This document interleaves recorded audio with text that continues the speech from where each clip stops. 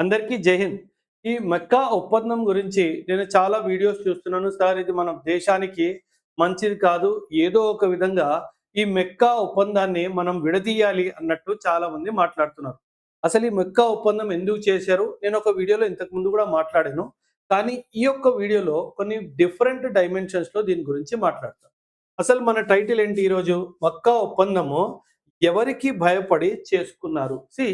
ఈ 3 దేశాలు ఒకవైపు సౌదీ అరేబియా గానివ్వండి, పాకిస్తాన్ గానివ్వండి, టర్కీ గానివ్వండి. ఈ 3 దేశాలు ప్రస్తుతం ఒక డిస్టర్బ్డ్ స్టేట్‌లో ఉన్నాయి. మనందరికీ తెలుసు ఒక విధంగా మనం చూసుకోవాలి అంటే ఫర్ ఎగ్జాంపుల్ ప్రస్తుతము సౌదీ అరేబియా వాడేమో ఇరాన్‌తో ఒక ఇండైరెక్ట్ యుద్ధంతో ఉన్నాడు. డైరెక్ట్‌గా యుద్ధం ఏం లేదు. ఎందుకంటే అక్కడ సౌదీ అరేబియాలో అమెరికాకి సంబంధించి బేసెస్ ఉన్నాయి కాబట్టి ఆ బేసెస్ మీద ఇరాన్ వాడు దాడి చేస్తున్నాడు. సో సౌదీ అరేబియా కూడా ఒక డైమెన్షన్‌లో ఫియర్‌లోనే ఉంది. అంటే భయపడుతూనే ఉంది. ఇరాన్ వాడు ఎప్పుడు దాడి చేస్తాడో అన్న ఒక అంశంపై. ఇప్పుడు ఏంటంటే ఎప్పుడైనా సరే regional super power dynamics play చేస్తాయి. రీజనల్ సూపర్ పవర్ డైనమిక్స్ ఎలాగంటే ఇప్పుడు మనకి చైనాకి ఎలాగైతే super power dynamics regional super power dynamics play చేస్తాయో అదే విధంగా సౌదీ అరేబియా అండ్ ఇరాన్ కి కూడా రీజనల్ డైమెన్షన్స్ ఖచ్చితంగా ప్లే చేస్తాయి. సో ఇప్పుడు పరిస్థితి ఏంటంటే సౌదీ అరేబియా వాడు అమెరికా వాడు ఆల్మోస్ట్ పూర్తిగా సౌదీ అరేబియాకి సెక్యూరిటీ ప్రొవైడ్ చేసే విషయంలో పూర్తిగా విఫలమైపోయాడు. సో ఈ యొక్క బ్యాక్‌గ్రౌండ్‌లో సౌదీ అరేబియా వారికి ఇంకెవరు కనిపించట్లేదు. ఇంకే ఆప్షన్ కూడా లేదు. టర్కీతోనే ఒప్పందం జేసుకోవాలి. ఎందుకంటే యూరప్‌కెళ్తే వాళ్ళు సపోర్ట్ ఇవ్వరు. యూరప్ సపోర్ట్ ఇవ్వరు. రష్యా వాడు ఇక్కడి దాకా రాడు. ఎందుకంటే ఇంకో విషయము ఇరాన్‌కి ఇండైరెక్ట్‌గా సపోర్ట్ చేస్తున్నాడు. చైనా వాడు కూడా ఇరాన్‌కి ఇండైరెక్ట్‌గా సపోర్ట్ చేస్తున్నాడు కాబట్టి ఇంకెవరు మిగిలారు. భారతదేశానికంటారా మన దేశము అసలు అలయన్స్ పార్ట్నర్‌షిప్పే మన దేశం చెయ్యదు. సో ఈ యొక్క బ్యాక్‌గ్రౌండ్‌లో సౌదీ అరేబియా దగ్గర మిగిలిన ఏకైక ఆప్షన్ టర్కీ మాత్రమే. కానీ ఇక్కడ మనం చూసుకుంటే ఒక విషయం గమనించాల్సింది ఏంటి అంటే, ఇప్పుడు సౌదీ అరేబియా ఒకవైపు అండ్ టర్కీ ఇంకో వైపు అనుకుందాం.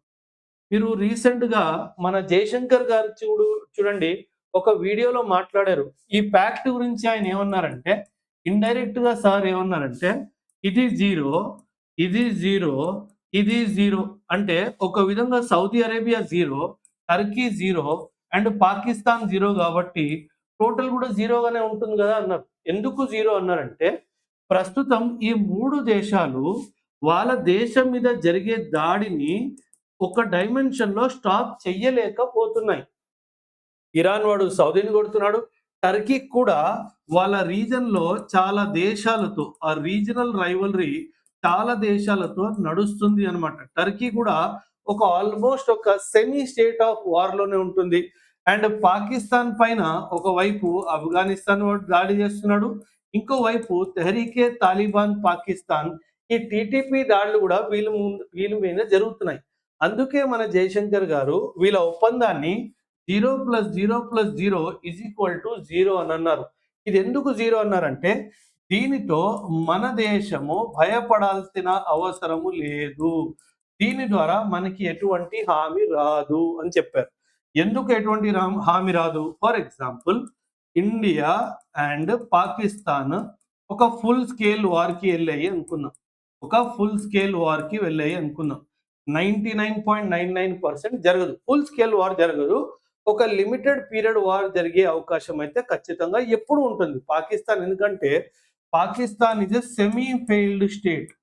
పాకిస్తాన్ ఏంటి?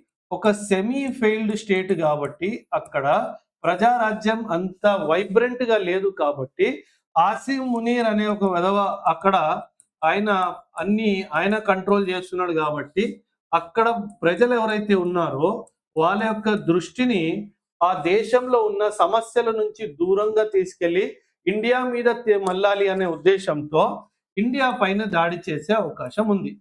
కానీ ఇది ఖచ్చితంగా ఒక ఫుల్ స్కేల్ వార్ అయితే అయ్యే అవకాశం లేదు. ఎందుకంటే ఫుల్ స్కేల్ వార్‌ని సస్టైన్ చేసే సత్తా పాకిస్తాన్‌లో లేదు.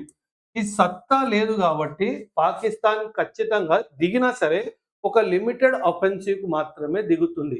సో, ఒకవైపు ఇండియా, పాకిస్తాన్ యుద్ధానికి ఫుల్ స్కేలే వెళ్ళాయి అనుకుందాం. ఇప్పుడు అలయన్స్ ఒప్పందం ప్రకారంగా ఎప్పుడైనా గుర్తుపెట్టుకోండి, అలయన్స్ పార్ట్నర్‌షిప్‌లో ఏమవుతుంది అంటే, అలయన్స్ పార్ట్నర్‌షిప్‌లో ఒక రూల్ ఉంది. ఆ రూల్ ఏంది? ఆ పార్ట్నర్‌షిప్‌లో ఎన్ని దేశాలున్నా ఏ, బి అండ్ సి ఇలా పాకిస్తాన్, సౌదీ అండ్ టర్కీ 3 దేశాలు అనుకున్నాం. ఎప్పుడైతే నాలుగో దేశం అది ఇండియానే అనుకుందాం. ఇప్పుడు ఇండియా పాకిస్తాన్ ఇస్ సి అనుకుందాం. పాకిస్తాన్ మీద దాడి చేసింది అంటే వీళ్ళిద్దరూ ఇండియా పైకి దాడి చేయాలి. ఇది అలయన్స్ పార్ట్నర్‌షిప్ ఒక ఒప్పందం. మన జయశంకర్ గారు ఏమంటారంటే ఒకవేళ ఇదే జరిగినా సౌదీ గాని, టర్కీ గాని ఖచ్చితంగా పాకిస్తాన్‌కి సపోర్ట్ ఇవ్వచ్చు. వీడు డబ్బులు పంపియచ్చు, వీడు ఆయుధాలు పంపియచ్చు. అంతేగాని సౌదీ వాడు వాళ్ళ ట్రూప్స్‌ని పాకిస్తాన్ పంపియడం గాని, టర్కీ వాడు పాకిస్తాన్‌కి వాళ్ళ ట్రూప్స్‌ని పంపియడం గాని జరగదు. మహా అయితే ఇక్కడ ఈ యొక్క సిట్యుయేషన్‌లో పాకిస్తాన్ ఒకవేళ యుద్ధానికి ఇండియాతో వస్తే వీళ్ళు వ్యాపారం మాత్రమే జేసుకుంటారు. అండ్ నథింగ్ ఎల్స్ అని చెప్తున్నాడు. అండ్ ఇంకో విషయం సార్ ఏమంటున్నారంటే జయశంకర్ సార్, ఈ 3 దేశాలు ఇప్పుడు ఒక యుద్ధ భూమిలోనే ఉన్నాయి. ఇప్పుడు ఒక మెక్కా పాక్ట్ అని చెప్పి పాక్ట్ సైన్ చేయించుకున్నారు. బానే ఉంది. ఈ మెక్కా పాక్ట్‌లో సైన్ చేయించుకున్నారు గదా! ఇప్పుడు ఇరాన్, సౌదీ మీద దాడి చేస్తున్నాడు గదా! పాకిస్తాన్ వాడేమన్నా వచ్చాడా సాయానికి? టర్కీ వాడేమన్నా వచ్చాడా సాయానికి? రాలేదు. సో, ఇదంతా ఫోటోగ్రాఫ్స్‌కి మాత్రమే. అండ్ ఇలాంటి ఒప్పందాలకి ఫోటోగ్రాఫ్స్ మినహాయించి ఎటువంటి అవసరం లేదు అని అన్నారు. ఇంకో విషయం ఏంటంటే, ఇంకో అద్భుతమైన సంఘటన ఏంటంటే, ఇవి ఈ ముగ్గురు తెలివైన ముగ్గురు Saudi plus Turkey plus Pakistan వీళ్ళు ముగ్గురు కలిసి ఇరాన్‌ని గూడా పిలుస్తున్నారు. రా బాబు! నువ్వు గూడా మెక్కా పాక్ట్‌లోకి వచ్చేసేయ్ అని. ఇది గేమ్ చేంజర్. ఎందుకు ఇది గేమ్ చేంజర్ అంటున్నానంటే, ఒకవేళ ఇరాన్ మాత్రం ఇందులో వచ్చేసాడు అనుకుందాం ఫర్ ది టైమ్ బీయింగ్. అప్పుడు అమెరికా వాడు మిడిల్ ఈస్ట్ నుంచి టాటా బై బై అయిపోవాల్సిందే. ఎందుకంటే మిడిల్ ఈస్ట్‌లో as a net security provider మిడిల్ ఈస్ట్‌కి as a net security provider America వాడు ఫెయిల్ అయిపోయాడని తేలిపోతుంది. అప్పుడు ఇరాన్ ఒక రీజనల్ సూపర్ పవర్ లాగా పైకి రావడం జరుగుతుంది. అండ్ ఇదే జరిగితే మాత్రము అమెరికన్ ఎకానమీ మీద కూడా చాలా దెబ్బ పడుతుంది. ఎందుకు దెబ్బ పడుతుంది అంటే అమెరికాకి సౌదీ నుంచి చాలా ఆయిల్ వెళ్తుంది. ఒక్కసారి ఇరాన్ వాడు వీళ్ళిద్దరూ ఫ్రెండ్‌షిప్ అయిపోయింది అనుకోండి ఈ పాక్ట్ ద్వారా. అప్పుడు ఈ ఆయిల్ సప్లై కూడా డిస్రప్షన్ జరుగుతుంది. అండ్ ఇరాన్‌కి సౌదీ అరేబియా వాడు డాలర్స్‌లో డబ్బు పడేస్తాడు. దానివల్ల ఇరాన్ మిలిటరీ కాంప్లెక్స్ ఏదైతే ఉందో వీళ్ళు ఎలాగైతే అంత ఫాస్ట్‌గా మిలిటరీ వెపన్స్ తయారు చేసుకుంటున్నారో ఆ గతి ఇంకా పెరిగిపోతుంది. అప్పుడు రీజనల్ సూపర్ పవరే కాదు, Iran will come out as a major arms supplier to the world. Middle East వాడు ప్రతి ఒక్కడు వీళ్ళ దగ్గర ఆయుధాలు కొనుక్కోవడానికి ఇంకా ప్రయత్నిస్తారు. అప్పుడు యుఎస్ఏ యొక్క హెజిమనీ అంటాం కదా! యుఎస్ఏ యొక్క పట్టు ఏదైతే మిడిల్ ఈస్ట్ మీద ఉందో ఆ పట్టు పూర్తిగా కూలిపోతది. అండ్ గ్రాడ్యువల్‌గా అమెరికాకి చెందిన మిలిటరీ బేసెస్ ఏవైతే ఉన్నాయో, అమెరికాకి చెందిన మిలిటరీ బేసెస్ చాలా దేశాల్లో ఉన్నాయి. సౌదీలో ఉన్నాయి, యూఏఈలో ఉన్నాయి, ఖతార్‌లో ఉన్నాయి, అండ్ కువైత్‌లో ఉన్నాయి. ఇలా ఎన్నో దేశాల్లో సౌదీ ఈ అమెరికా వాళ్ళవి మిలిటరీ బేసెస్ ఉన్నాయి. ఒక టైం వస్తే ఈ మిలిటరీ బేసెస్ అన్నిటిని కూడా వెకేట్ చేయాల్సిన అవసరం వస్తుంది.